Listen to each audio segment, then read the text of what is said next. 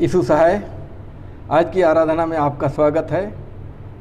प्रभु यीशु मसीह आप सबों को बहुतायत से आशीष देवे।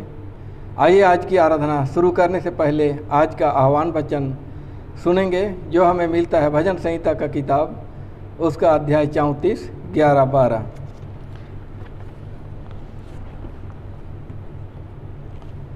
हे लड़कों, आओ मेरी सुनो, मैं तुमको यहोवा का भय मानना सिखाऊंगा। वह कौन मनुष्य है जो जीवन की इच्छा रखता और दीर्घायु चाहता है ताकि भलाई देखे। आमीन। हम लोग आराधना शुरू करते हुए गाएंगे साक्षी वाणी से गीत नंबर 2। साक्षी वाणी गीत नंबर 2।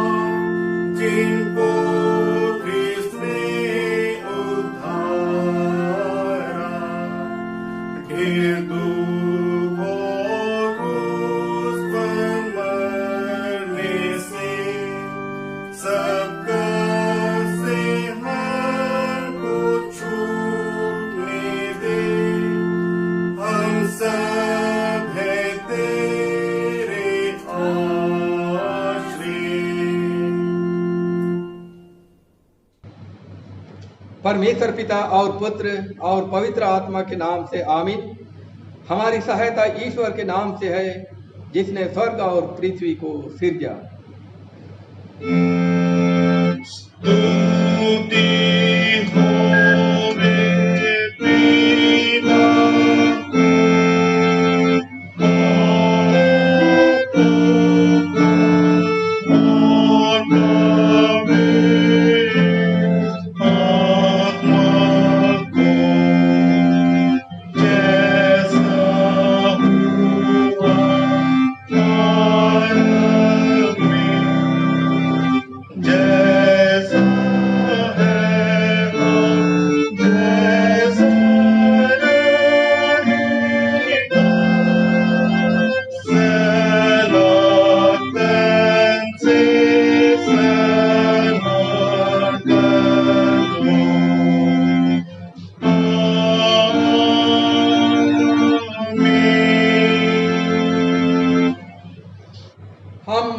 के सामने अपने पापों को दीनताई से मान लें।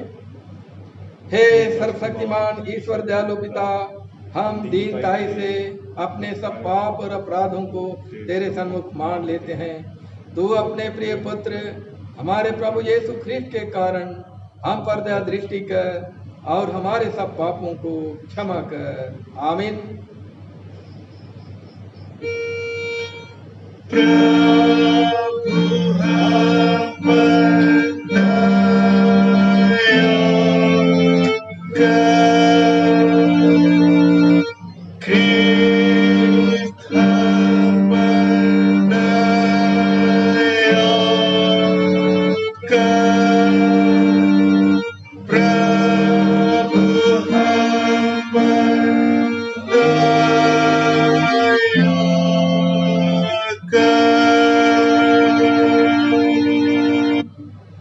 पहाड़ सरक जाएंगे और पहाड़ियां हिल जाएंगी, पर मेरी दया तेरे पास से न सरकेगी और न मेरे कुशल की वाचा हिलेगी। परमेश्वर तेरा दया करने हारा कहता है। आमीन।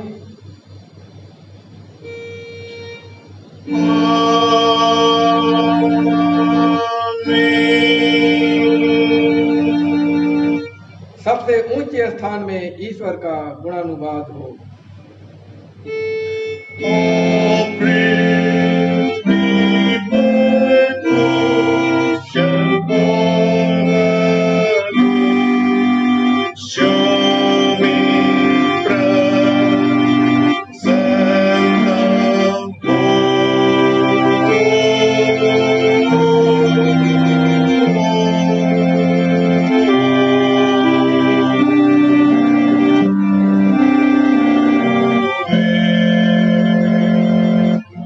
प्रभु तुम्हारे संग हो।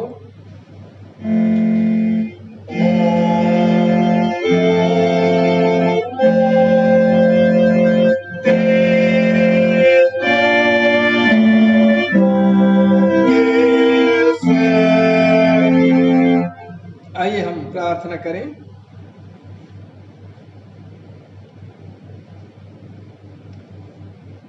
हे प्रिय प्रभु स्वर्गवासी पिता, हम तेरा धन्यवाद करते हैं कि तू अपनी कृपा से हमारा विनाश नहीं चाहता है, परंतु कि हम अपना मन तेरी ओर फिराएं और बच जाएं। हम तेरी विनती करते हैं, अपना पवित्र आत्मा हमको दे कि वह प्रतिदिन हमारे मनों में सच्चा पश्चाताप उत्पन्न करे, हमारे हृदयों में पाप क्षमा और अनंत जीवन की लालसा जन्मे, और तेरी अपार कृपा को विश्वास से ग्रहण करने और उसमें स्थिर रहने के लिए हमको सामर्थ्य दे। हर प्रकार की परीक्षा में हमको संभाल कि जिससे अनुग्रह के द्वारा अंत में परम सुखी हो जाएं, हमारे प्रभु यीशु ख्रीस्त के कारण। आमीन।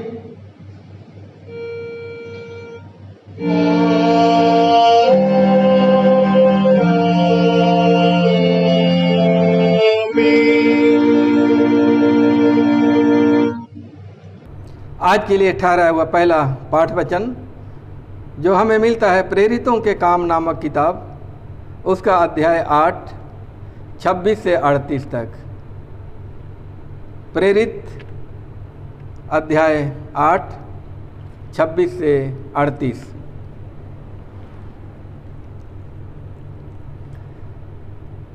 फिर प्रभु के एक स्वर्गदूत ने फिलिपुस से कहा, उठ और दक्षिण की ओर उस मार्ग पर जा जो यरूशलेम से गाजा को जाता है। यह रेगिस्तानी मार्ग है। वह उठकर चल दिया और देखो, कूश देश का एक मनुष्य आ रहा था जो खोजा और कूशियों की रानी कंदाके का मंत्री और खजांची था।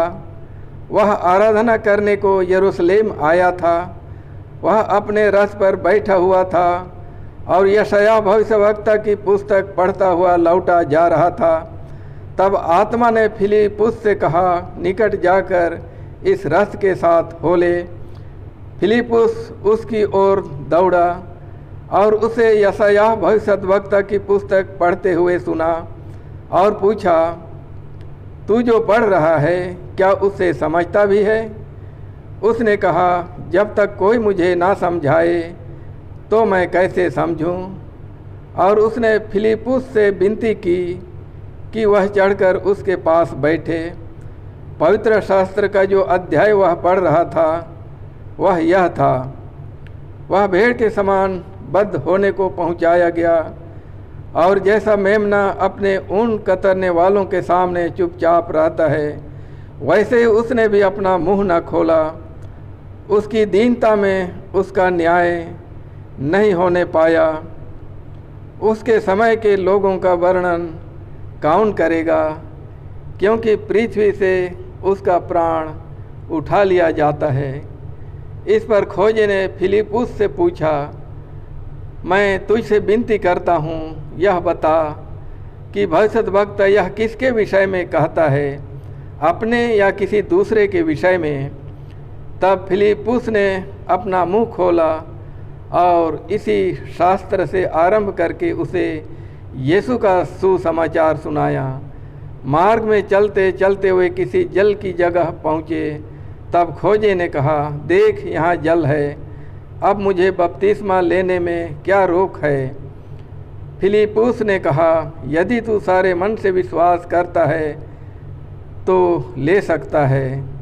उसने उत्तर दिया, मैं विश्वास करता हूँ कि यीशु मसीह परमेश्वर का पुत्र है।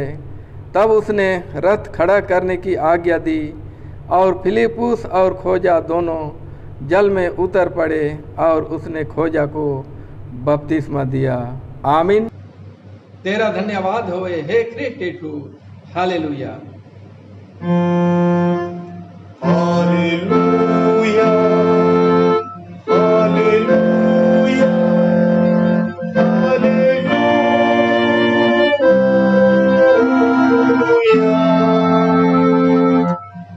अब हम समस्त क्रिस्टियानी कलीसिया के संग अपना महापवित्र विश्वास मान लेकर यूं कहें, मैं विश्वास करता हूँ परमेश्वर पिता पर, जो स्वर्ग और पृथ्वी का सर्वशक्तिमान सृजनहार है, और उसके इकलौते पुत्र अपने प्रभु यीशु ख्रिस्त पर, जो पवित्र आत्मा से गर्भ में आया, कुंवारी मरियम से उत्पन्न हुआ, पांतुस पिलातुस की आज्ञा से दुख उठाया, क्रूस पर चढ़ाया गया, मर गया और गाड़ा गया, पाताल में उतरा, तीसरे दिन मृतकों में से जी उठा, स्वर्ग पर चढ़ गया और परमेश्वर सर्वशक्तिमान पिता के दाहिने हाथ बैठा है, जहाँ से वह जीवितों और मृतकों का विचार करने को फिर आएगा।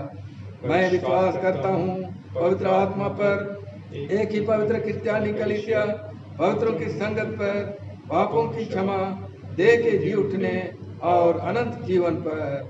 आमीन।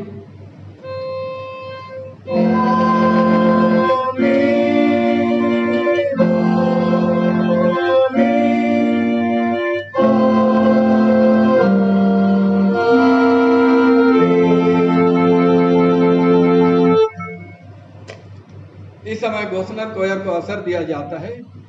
दूसरा गीत इस समय गाएंगे।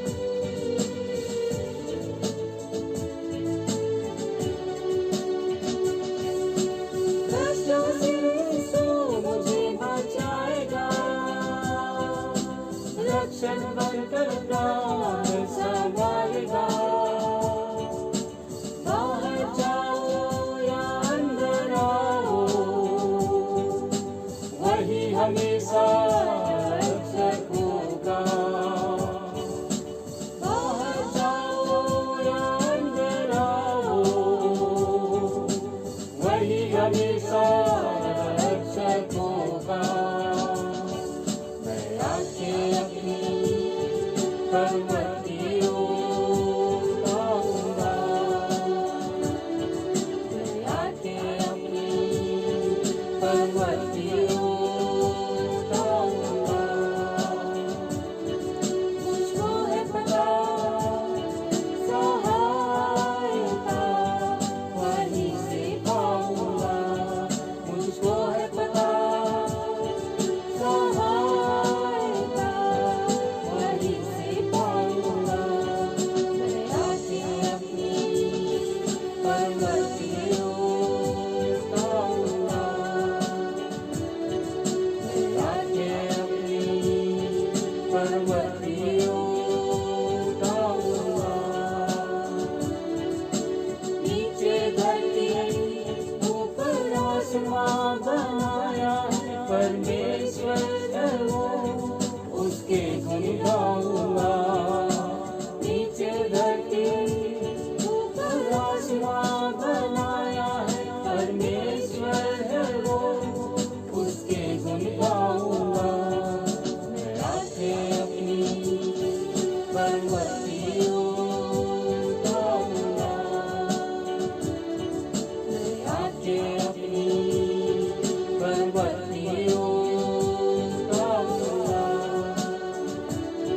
मैं आके अपनी पर्वतियों गाऊंगा।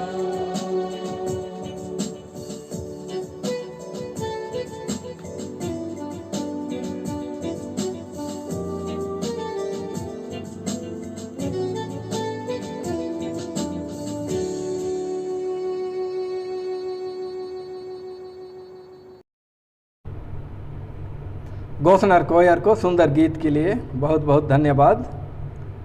परमेश्वर पिता और उसके इकलौते पुत्र हमारे उद्धारकर्ता यीशु मसीह की ओर से सबों का अनुग्रह और शांति बहुत आयत से मिले, आमीन।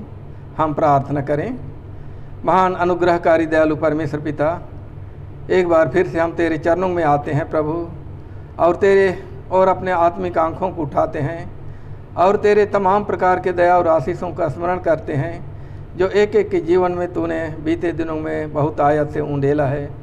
प्रभु जी, पूरे सप्ताह भर के जीवन में तू हमारे संग रहा और आज की आराधना में हम सबों को तू लेकर पहुंचाया है। प्रभु तेरा ही धन्यवाद करते हैं। प्रभु जी, हम धन्यवाद करते हैं तेरे महान प्रेम के लिए जो यीशु मसीह के द्वारा हम पापियों पर तूने बहुत आयत से उंडेला है। हमें पाप, मृत्यु और शैतान के बंधन से तूने छुड़ाया है। प्रभु तेरा धन्यवाद करते हैं। आज के वचन के लिए प्रभु तू इसे दया और आशीष चाहते हैं, अगुवाई चाहते हैं। तू ही हमारे बीच में उस वचन को प्रकाशित कर, ताकि प्रभु उस वचन के द्वारा हम अपने आत्मिक जीवन को संवार सकें। प्रभु जी, तू ही इस वचन का आशीष हर एक को बहुत आयत से प्रदान कर। हमारे सारे पाप, दोष, गुनाह, अपराधों को तू यीशु मसीह के नाम से क्षमा कर। प्रार्थना और धन्यवाद यीशु के नाम से मांगते हैं। दया से सुन और ग्रहण कर, आमीन। आज के लिए जो उपदेश वचन है हमें मिलता है मत्ती रचित सुसमाचार, उसका अध्याय 5, उसका 20 से 26 तक। मत्ती रचित सुसमाचार अध्याय 5, 20 से 26। क्योंकि मैं तुमसे कहता हूँ कि यदि तुम्हारी धार्मिकता शास्त्रियों और फरीसियों की धार्मिकता से बढ़कर ना हो तो तुम स्वर्ग के राज्य में कभी प्रवेश न पाओगे। तुम सुन चुके हो कि पूर्व काल के लोगों से कहा गया था कि हत्या न करना, और जो कोई हत्या करेगा वह कचहरी में दंड के योग्य होगा। परंतु मैं तुमसे यह कहता हूँ कि जो कोई अपने भाई पर क्रोध करेगा वह कचहरी में दंड के योग्य होगा, और जो कोई अपने भाई को निकम्मा कहेगा वह महासभा में दंड के योग्य होगा, और जो कोई कहे अरे मूर्ख, वह नरक की आग के दंड के योग्य होगा। इसलिए यदि तू अपनी भेंट वेदी पर लाए और वहाँ तू स्मरण करे कि तेरे भाई के मन में तेरे लिए कुछ विरोध है, तो अपनी भेंट वहीं वेदी के सामने छोड़ दे और जाकर पहले अपने भाई से मेल मिलाप कर और तब आकर अपनी भेंट चढ़ा। जब तक तू अपने मुद्दई के साथ मार्ग ही में है, उससे झटपट मेल मिलाप कर ले। कहीं ऐसा ना हो कि मुद्दई तुझे हाकिम को सौंपे और हाकिम तुझे सिपाही को सौंप दे और तू बंदी गृह में डाल दिया जाए। मैं तुझसे सच कहता हूँ कि जब तक तू कौड़ी कौड़ी भर ना दे तब तक वहाँ से छूटने ना पाएगा। आमीन। प्रभु यीशु ख्रीष्ट में प्यारे भाइयों तथा बहनों, आज एक बार फिर से हम प्रभु के चरणों में आने का मौका को प्राप्त करते हैं। प्रभु का धन्यवाद करते हैं कि बीते दिनों के जीवन के हर परिस्थिति में प्रभु यीशु मसीह हम सबों को संभाल कर रखा, अपनी चरवाही में रखा और विकट परिस्थितियों में भी उसने हमें नहीं छोड़ा। अपनी छत्र छाया में अब तक हमें संभाल कर रखा है।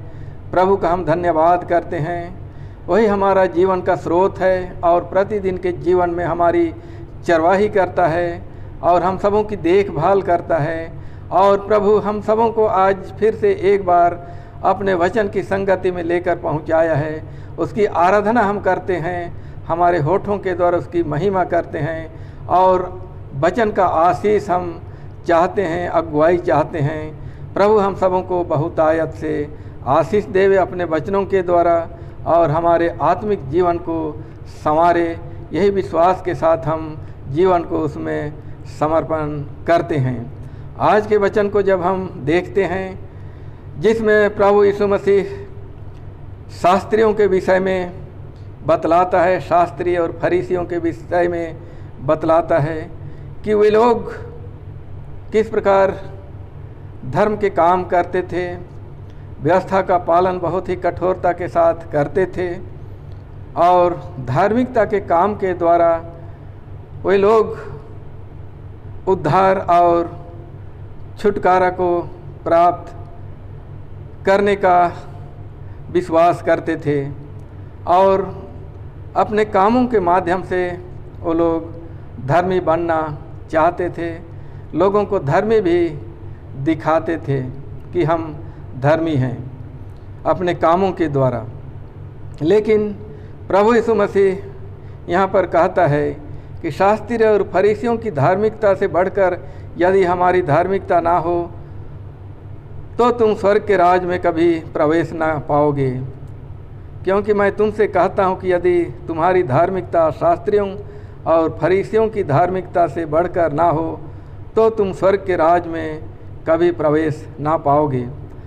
यहाँ पर हम लोग देखते हैं कि शास्त्री जो व्यवस्था का पालन इतना कठोरता के साथ करते थे और यहाँ तक कि जो कुछ भी नियम और उपनियम थे उसको वे पालन करते थे और लोगों के सामने यह दिखलाना चाहते थे कि हम धर्मी हैं। लेकिन प्रभु यीशु मसीह इसके बावजूद उनकी धार्मिकता को नकारता है, उनके दिखावे को नकारता है और हमें कहता है, अपने चेलों को कहता है कि यदि हमारी धार्मिकता उनसे बढ़कर ना हो तो हम स्वर्ग के राज में कभी प्रवेश करने ना पाएंगे। अर्थात प्रभु यीशु मसीह इसके द्वारा क्या बतलाना चाहता है, शास्त्री और फरीसी जब कठोरता के साथ व्यवस्था का पालन करते थे उसके बावजूद वे उस उद्धार से वंचित हो रहे हैं ऐसा लगता है। अर्थात प्रभु यीशु मसीह को जिससे परमेश्वर ने इस जगत में भेजा उद्धार और छुटकारे के काम के लिए, उस चीज़ को ही उन्होंने नहीं पहचाना, उस बात को उन्होंने इनकार किया। अर्थात प्रभु यीशु मसीह को वे लोग इनकार किए, प्रभु पर वे लोग दोषारोपण लगाए, प्रभु यीशु मसीह पर वे दोष ढूंढते थे और प्रभु के काम पर, प्रभु पर उन्होंने विश्वास नहीं लाया। जैसे यूहन्ना रचित सुसमाचार में हम लोग पाते हैं, पहला अध्याय का 12 में कहा गया है कि वह अपने घर में आया और उसके अपने घर के लोगों ने उस पर विश्वास नहीं किया, ग्रहण नहीं किया, परंतु जितनों ने उससे ग्रहण किया उन्हें परमेश्वर का संतान होने का अधिकार मिला। तो प्रभु यीशु मसीह को ग्रहण उन्होंने नहीं किया, यही एक उनकी कमी थी। और बाकी काम वो लोग पूरी तरह से कर रहे थे, व्यवस्था को पूरा कर रहे थे, लेकिन जो चीज़ करना चाहिए था उस चीज़ को उन्होंने नहीं किया, जिसके कारण प्रभु कहता है कि उसके जैसा अगर हम धार्मिकता का काम करना चाहें तो हम स्वर्ग के राज में प्रवेश नहीं कर पाएंगे। उससे बढ़कर हमें करना है, और बढ़कर करना कैसे हम कर सकते हैं, ये बहुत बड़ा एक सवाल है कि जब शास्त्री और फरीसी लोग, धर्म के ज्ञाता लोग और समाज में बहुत उच्च दर्जा रखने वाले लोग जब इस प्रकार के काम करने के द्वारा भी छुटकारा को नहीं पा सके, धार्मिकता को नहीं कमा सके, तो हम उससे बढ़कर क्या धार्मिकता कमा सकते हैं। प्रभु यीशु मसीह यहाँ पर कहता है कि उससे बढ़कर धार्मिकता यही है कि हमको यीशु मसीह पर विश्वास करना है, क्योंकि उसने हमारे लिए धार्मिकता को कमाया है। वो इसीलिए आया, परमेश्वर ने उसको इसीलिए इस जगत में भेजा हम पापियों के लिए, कि जो उस पर विश्वास करेगा वह उद्धार पाएगा और छुटकारा पाएगा। उसका अनुग्रह को फरीसी और शास्त्री लोग नहीं पहचाने, क्योंकि वचन में लिखा हुआ है विश्वास के द्वारा अनुग्रह ही से तुम्हारा उद्धार हुआ है। यही बात को शास्त्री और फरीसी लोग नहीं पहचाने और उस पर विश्वास नहीं लाए, और उस अनुग्रह से वे लोग वंचित हो गए, और उनका धार्मिकता को प्रभु यीशु मसीह उनको व्यर्थ ठहराता है। और आज कहता है कि उससे बढ़कर, कहने का मतलब है उससे बढ़कर हम क्या धार्मिकता कमा सकते हैं। हम कदापि धार्मिकता कमा नहीं सकते हैं, लेकिन प्रभु यीशु मसीह ने जिसने हमारे लिए क्रूस बलिदान के द्वारा धार्मिकता कमाया है, उस पर यदि हम विश्वास लाते हैं तब प्रभु यीशु मसीह हम सबों को धर्मी बनाता है। क्योंकि हम वचन में पाते हैं, रोमियों की किताब उसका 3 अध्याय का 23-24 में वचन कहता है, सबों ने पाप किया है और परमेश्वर की महिमा से रहित हैं, परंतु उसके अनुग्रह से उस छुटकारे के द्वारा जो यीशु मसीह में है संत में धर्मी ठहराए जाते हैं। अर्थात यीशु मसीह में विश्वास करने के द्वारा ही हम उसके अनुग्रह से हम फ्री में सेंतमेंट में हम धर्मी ठहराए जाते हैं। और इसी चीज़ को शास्त्री और फरीसियों ने नहीं पहचाना, और इसलिए आज कहता है कि उससे बढ़कर यही है कि हम सबों को आज यीशु मसीह पर विश्वास लाना है। क्योंकि प्रतिज्ञा के अनुसार यीशु मसीह इस जगत में आया, उसने हमारे साथ एक नई वाचा को स्थापित किया। पुराने नियम को वो लोग अच्छी तरह जानते थे और धर्म शास्त्र के वो लोग ज्ञाता थे। वचन में लिखा हुआ है यिर्मयाह की किताब उसका 31 में, जहाँ पर कहता है कि ऐसे समय आने वाले हैं जब मैं यहूदा और इस्राएल के घराने से एक नई वाचा बांधूंगा। और वही नई वाचा यीशु ख्रिस्त ने इस जगत में आकर स्थापित किया।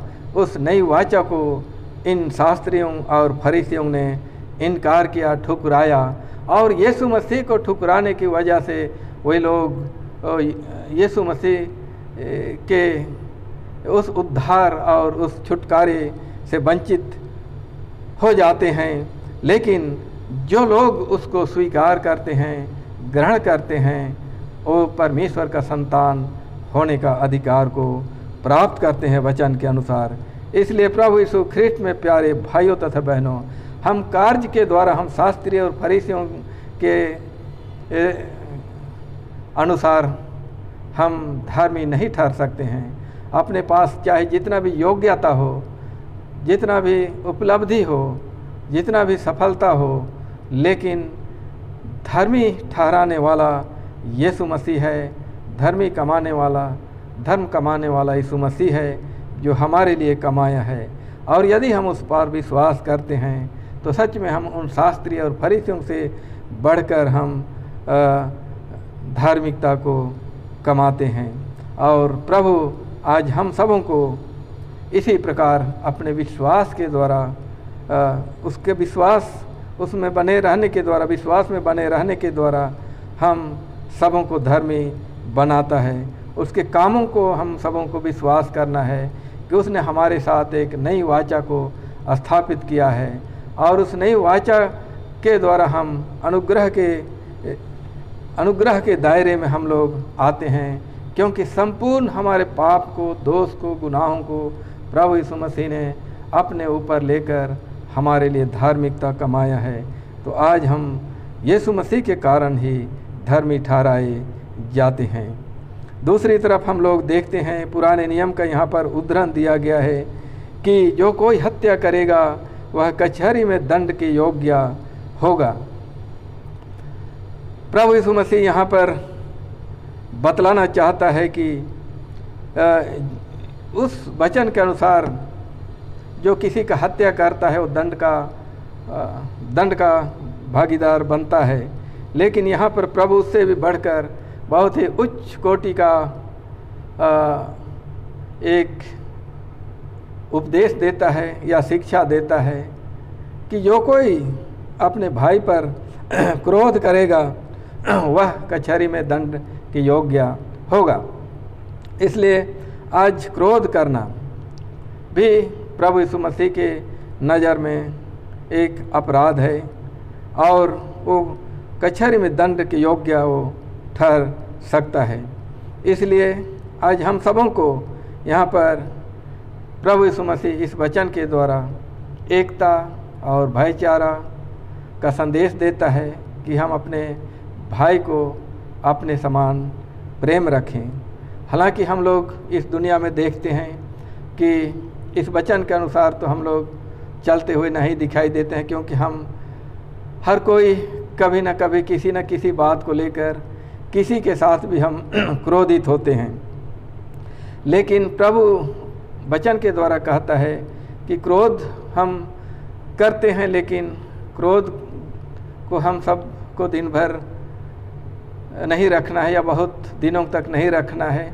कुछ समय के बाद हम सबों को क्षमा करना है, क्रोध को ठंडा करना है और प्रभु के उस वचन के अनुसार हम फिर से मेल मिलाप करके उसके साथ संगति कर सकते हैं, जिस भाई के साथ हमारा एक प्रकार से जिसके साथ हम क्रोधित हुए हैं। तो प्रभु यीशु मसीह आज इस वचन के द्वारा बतलाना चाहता है कि हम अपने भाई को भी हम प्रेम करें। भले ही हम लोग एक दूसरे पर कभी कभी क्रोधित होते हैं, कभी कभी हम एक दूसरे को समझाने के लिए किसी बात में क्रोधित होते हैं, समझाने के तौर पर, सही मार्ग दिखाने के तौर पर, ये सब बात सही है। लेकिन यदि हम किसी को नीचा दिखाने के लिए मानहानि करते हैं किसी का, तो ये ठीक बात प्रभु के नज़र में नहीं है। और इसीलिए प्रभु यहाँ पर बतलाना चाहता है कि इस प्रकार का क्रोध हम सबों को नहीं करना है कि किसी को उसके द्वारा हम नीचा गिराएं, नीचा दिखाएं और उसका हम मानहानि करें। प्रभु यीशु मसीह यहाँ पर बतलाता है। और आज के वचन के अनुसार तो हम लोग देखते हैं कि हत्या करना ये एक अपराध है और क्रोध करना भी अपराध है, हत्या के बराबर कहा गया है। लेकिन दुनिया में आज हम क्या देखते हैं, लोग एक दूसरे के विरोध में जब खड़े होते हैं तो उसको रास्ते से हटाने का एकमात्र उपाय हत्या ही को अपनाते हैं। लेकिन ये बहुत बड़ा अपराध है और इस प्रकार की भावना से, इस प्रकार के काम से प्रभु यीशु मसीह आज हम सबों को बचाना चाहता है। आज हमें प्रभु यीशु मसीह क्षमा का संदेश दिया है, मेल मिलाप का संदेश दिया है, क्योंकि यीशु मसीह ने हमारे साथ मेल मिलाप किया है तो हमको भी एक दूसरे के साथ मेल मिलाप करना है, यही संदेश दिया है। यदि हम यीशु मसीह हमसे मेल मिलाप किया है तो हमारा फर्ज बनता है कि हम दूसरे के साथ भी मेल मिलाप करें और हम अपने भाई को भी हम क्षमा करें ताकि हमको भी क्षमा मिले। तो आज प्रभु यीशु मसीह इस वचन के द्वारा बतलाना चाहता है कि आज हम सबों को इस प्रकार की भावनाओं से बचना है जो कि किसी के विरोध में किसी को नीचा गिराने के लिए होता है। लेकिन प्रभु यीशु मसीह आज हम सबों को बतलाना चाहता है कि आज हम उस प्रकार के काम से बचें, क्योंकि एक दिन हम सबों को उस न्याय आसन के पास खड़ा होना पड़ेगा।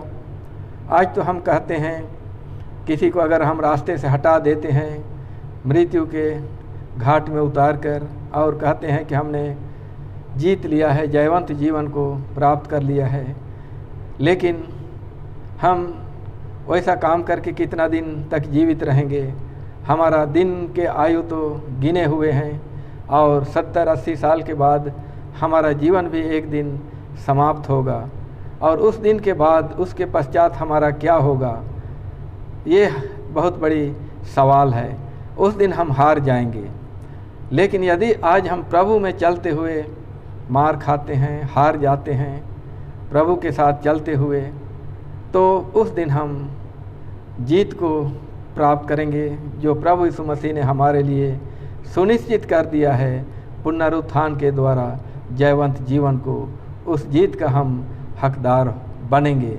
इसीलिए आज प्रभु कहता है कि चाहे हम कुछ भी हो, हम एक दूसरे के प्रेम में और एक दूसरे की संगति में और एक दूसरे को क्षमा करते हुए जीवन जीते हैं, तो यही हमारे लिए सबसे बड़ा जीत का जीवन है। भले ही दुनिया के नज़र में हम हारते हुए दिखाई दें, लेकिन अंत के दिन हम जरूर उस जयवंत जीवन को प्राप्त करेंगे। और जो पाप में अपना जीवन जीता है, हत्या और डकैती और चोरी और विभिन्न प्रकार की बुराई के द्वारा अपना जीवन जीता है और सोचता है कि उसके द्वारा मैं जयवंत जीवन प्राप्त करता हूँ, तो वह बहुत बड़ा धोखा में होगा और अंत के दिन उसके लिए बहुत बड़ा हार का सामना करना होगा। इसलिए प्रभु आज हम सबों को चेतावनी देता है वचन के द्वारा, वचन के माध्यम से, कि आज जिसने हमारे लिए इतना महान काम को किया है, उद्धार और छुटकारे के काम को किया है महान बलिदान के द्वारा, वह व्यर्थ ना जाए, उस पर हम विश्वास लाएं और उसके द्वारा हम धार्मिकता को प्राप्त करें। प्रभु यीशु मसीह हम सबों को धर्मी बनाया है, अनंत जीवन का अधिकार दिया है। उस जीवन से हम वंचित नहीं होंगे, लेकिन मृत्यु के परे हमारे लिए वह जीवन सुनिश्चित कर दिया है।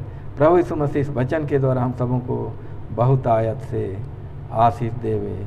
आमीन। हम प्रार्थना करें। महान अनुग्रहकारी दयालु परमेश्वर पिता, तेरा धन्यवाद करते हैं प्रभु। आज तू अपने वचन के द्वारा हम सबों को बतलाता है कि शास्त्री और फरीसियों से बढ़कर यदि हमारी धार्मिकता ना हो तो हम स्वर्ग के राज में कभी प्रवेश नहीं करने पाएंगे।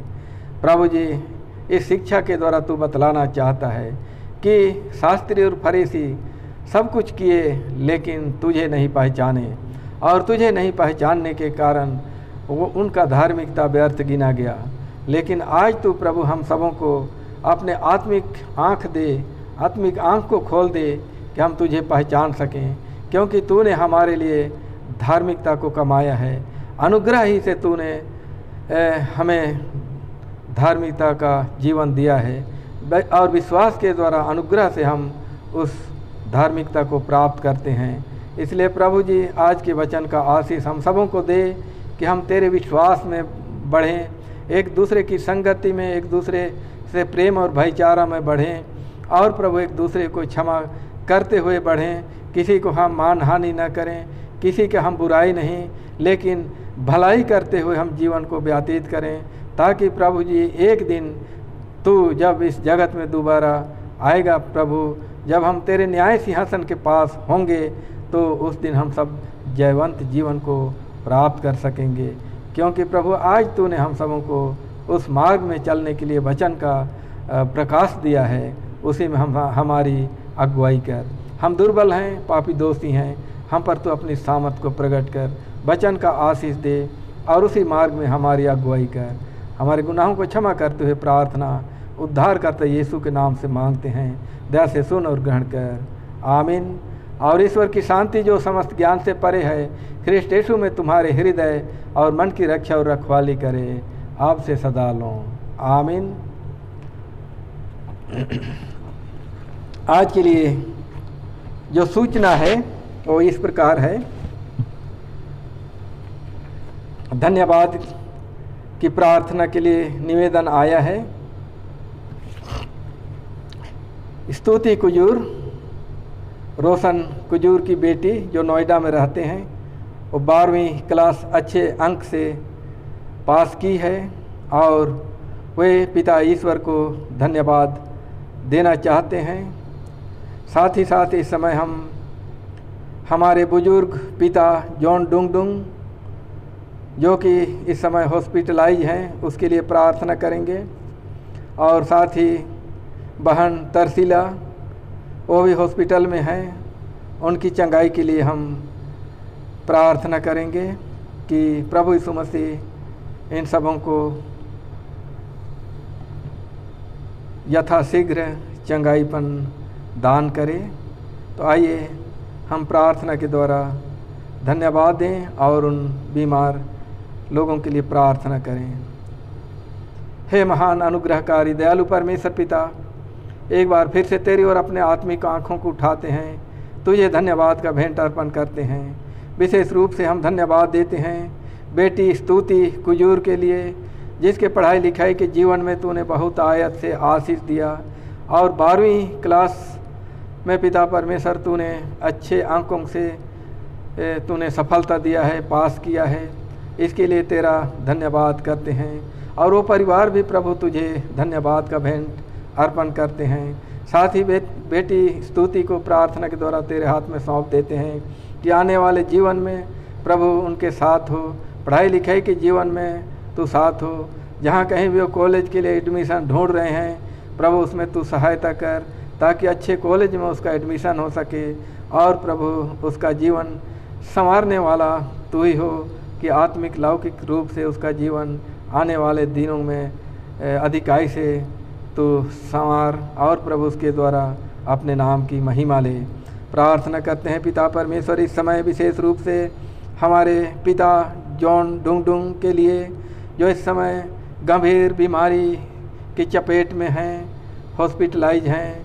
प्रभु प्रार्थना के द्वारा तेरे अनुग्रह के सिंहासन पर उन्हें लाते हैं। प्रभु तो उस पर अपने सामर्थ्य को प्रकट कर, उसका जो तकलीफ़ है परेशानी है तू जानता है प्रभु। यीशु के लहू की सामर्थ्य से उसके शरीर में जितने भी प्रकार के वायरस हैं उस सबको तू, जर्म्स हैं उस सबको तू नष्ट कर दे और प्रभु तू ही उसको स्वस्थ जीवन प्रदान कर, चंगाई का जीवन प्रदान कर, उठा कर खड़ा कर। तूने अपने वचन में कहा है कि संकट के दिन मुझे पुकार, मैं तुम्हें छुड़ाऊंगा और तू मेरी महिमा करने पाएगा। इसलिए प्रभु उस परिवार में यह संकट की घड़ी है, लेकिन तेरा वादा है कि तू उससे छुड़ाएगा और अपने नाम की महिमा को लेगा। इसी विश्वास के साथ उस पिता को, बुजुर्ग पिता को तेरे हाथ में समर्पित करते हैं। प्रभु उस पर तू अपना आशीष का हाथ पसार कर रख, अपनी शांति उसे तू प्रदान कर, चंगाई दे और प्रभु एक दिन तेरे नाम की महिमा उसके जीवन के द्वारा होने पाए। साथ ही प्रभु हम प्रार्थना करते हैं तरसीला के लिए, बहन तरसीला के लिए, वो भी प्रभु हॉस्पिटल में है। प्रभु उसके लिए भी प्रार्थना करते हैं। उसके शरीर में जो कुछ भी तकलीफ़ है, परेशानियां हैं, सब कुछ तू जानता है, तू अंतर्यामी परमेश्वर है। प्रभु तू यीशु के लहू से उनको धो और बीमारी की सारी शक्ति को तू नष्ट कर दे और तू ही चंगाईपन दान कर, उठा कर खड़ा कर। तू अपने वचन में कहता है कि विश्वास की प्रार्थना के द्वारा रोगी बच जाएगा, प्रभु उसको उठा कर खड़ा करेगा और यदि उसने पाप भी किए हों तो उसकी भी क्षमा की जाएगी। प्रभु उस वचन के अनुसार तू ही उठा कर खड़ा कर, चंगाई दे, पापों को क्षमा कर यीशु के लहू से।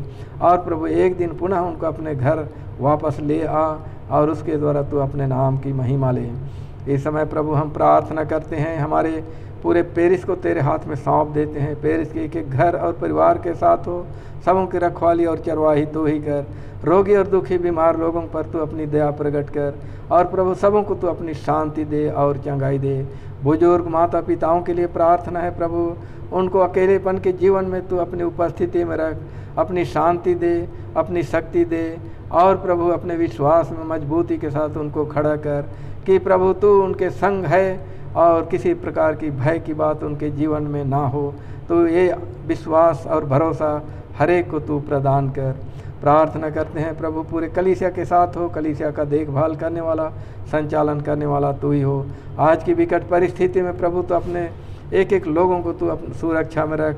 यीशु के लहू में हर एक को तू ढांप कर रख, ताकि हर कोई सुरक्षित रहकर तेरे ही नाम की महिमा स्तुति और जय जयकार करते हुए जीवन व्यतीत करने सकें। प्रभु जी, हम प्रार्थना के द्वारा सारी बातों को तेरे चरणों में रखते हैं। हमारे पाप और गुनाहों को, अपराधों को तू यीशु मसीह के नाम से क्षमा कर।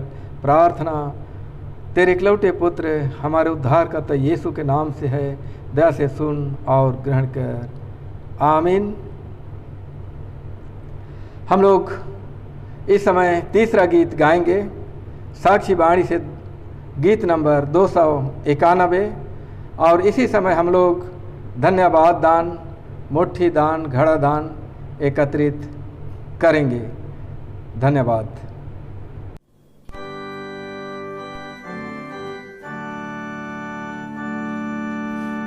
लड़ो तुम शैतान से, हार जाता है पार। जय पाने से तेरा फिर होगा प्रताप।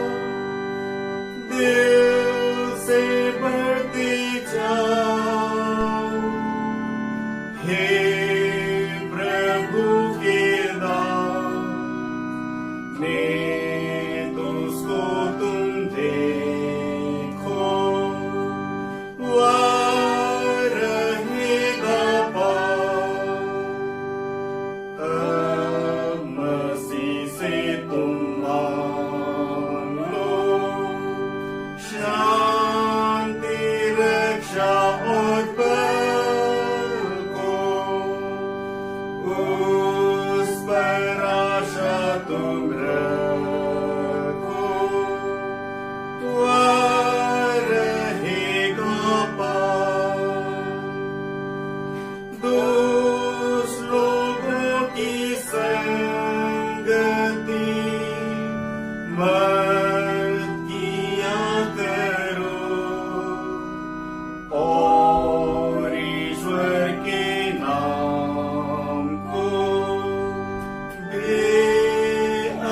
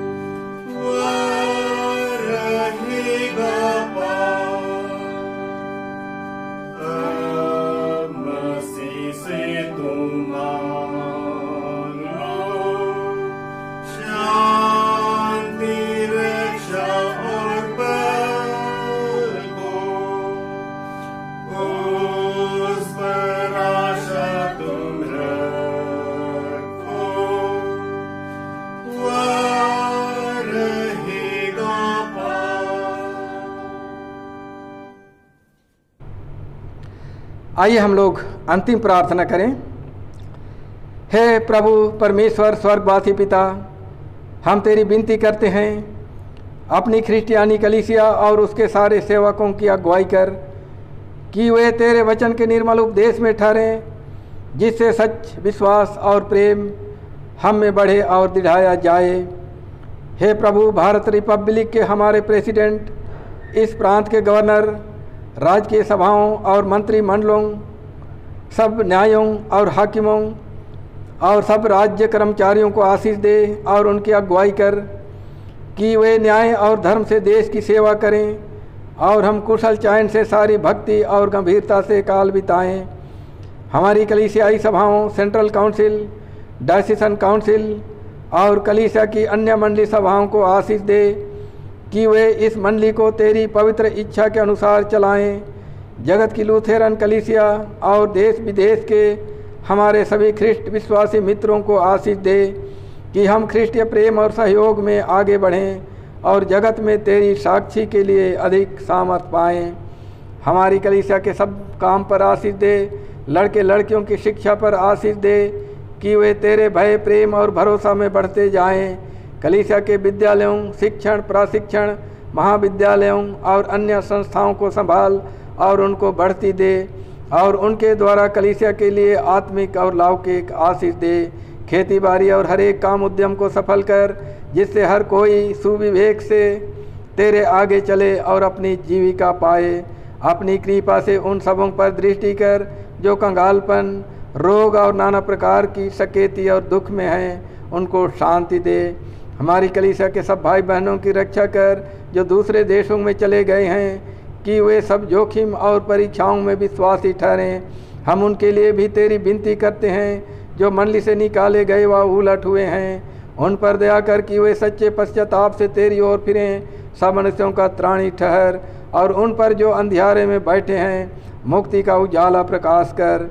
हमको पश्चातापी मृत्यु से बचा और अंत में अपने प्रिय पुत्र हमारे प्रभु यीशु ख्रिस्ट के द्वारा स्वर्ग राज में ग्रहण कर। आमीन। हे हमारे पिता, तू जो स्वर्ग में है, तेरा नाम पवित्र किया जाए, तेरा राज जाए, तेरी इच्छा जैसे स्वर्ग में वैसे पृथ्वी पर भी होवे। हमारे प्रतिदिन की रोटी आज हमको दे और हमारे अपराधों को क्षमा कर, जैसे हम भी अपने अपराधियों को क्षमा करते हैं। और हमको परीक्षा में मत डाल, परंतु बुराई से छुड़ा, क्योंकि राज और पराक्रम और महात्म सदा तेरी हैं। आमीन।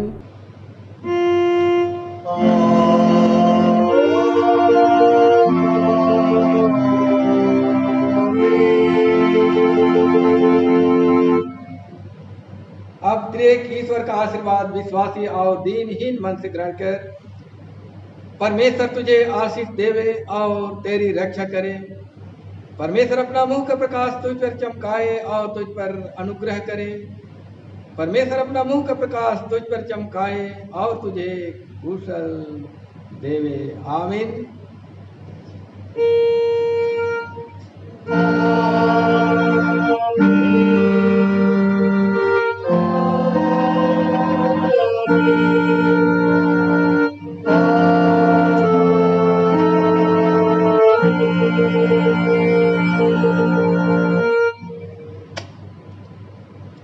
यीशु सहाय।